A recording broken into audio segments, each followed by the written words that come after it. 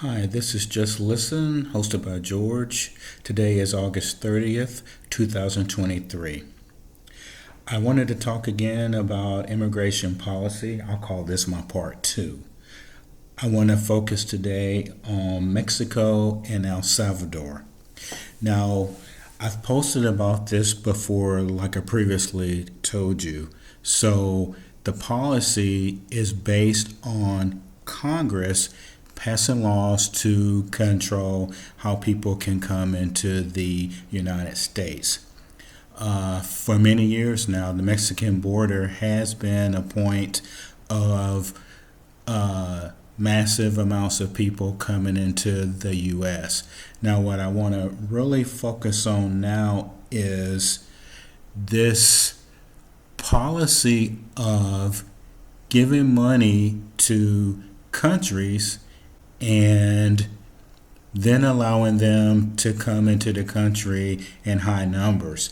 Now, here is something that most people don't know.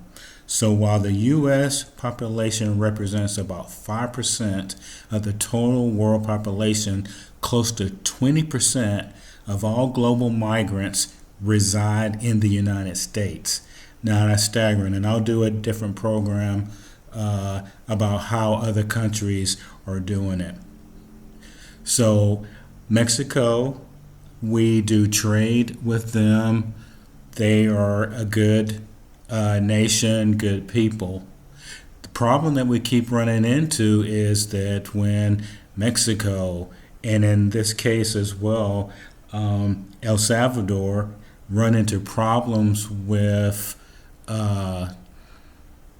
people getting hired for jobs, probably with El Salvador having a stable government, everybody runs to the border and comes into the United States. And we need to enforce our laws because it is draining our resources when people are coming into the country in mass numbers. And as you know, immigration is one of the most complicated policies that we have in the United States. And both sides are at odds about how to best do it.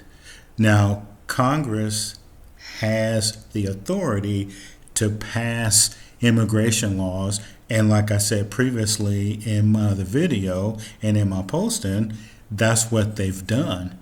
And these continual countries having all of these issues is starting really to drain the American resources to house them, to send them to school, and placement in certain parts of the country.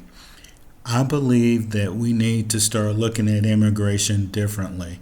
I think that when you give people money, aid, any kind of aid, there should be some type of expectations. I said that in my previous video. This practice of giving other nations money with no expectations, even if it's for just food, we need to really look at that, and we need to have countries follow our expectations, or we either have to decrease the aid or come up with something differently, because the way that we solved problems 20 years ago is not how we would solve the same problems now. Because if we go back and look at how we threw money at the issue and what the result is, we have a net gain of absolutely nothing. These other countries, governments, they need to give us a plan of what they're going to do with the money. And I've said that twice now, so I won't say it a third time. This is the only way that we can do business now. We do not, in the United States, have money to throw away. And then residual issues come up once people come into the country illegally, and then We have problems with spending resources to get them out of the country. We have problems with people wanting asylum or living with relatives and we don't know that they're in the country.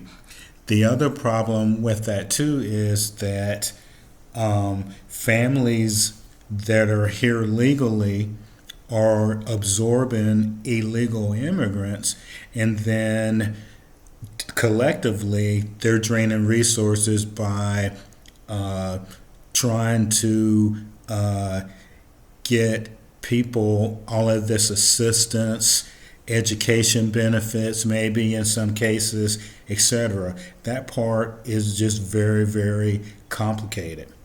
Now, the last part of what I want to talk about is who gains from people illegally immigrating into the country. Okay, eventually, depending on who's in power, they're going to give people amnesty. Probably. So, we're looking at, like I mentioned in another video, California, Texas, and Arizona. And when I did my posting, I wanted to really emphasize the point of in the next 10 years, the Electoral College is going to look totally different in these states. And if we look at how things have gone in the past, politicians can use that to their advantage, especially in a national election for president. And potentially, like I said, California could have 60 electoral votes because we do the census every 10 years. So it's based on population. Texas could gain more electoral votes. Arizona could for sure. And then the wild card is New York. And if that is allowed to happen, the other party, the opposing party, will never be able to get elected to an office such as the presidency. And we're looking at potentially, because California right now, that's a blue state. Arizona, it goes back and forth. Texas is red, but in 10 years, who knows what that will look like. And New York is a blue state too.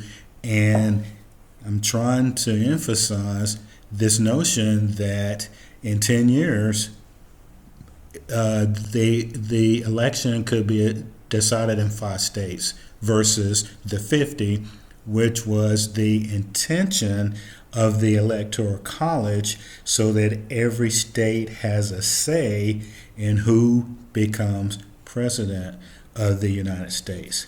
So this is George, and this is Just Listen. Let me know what you think.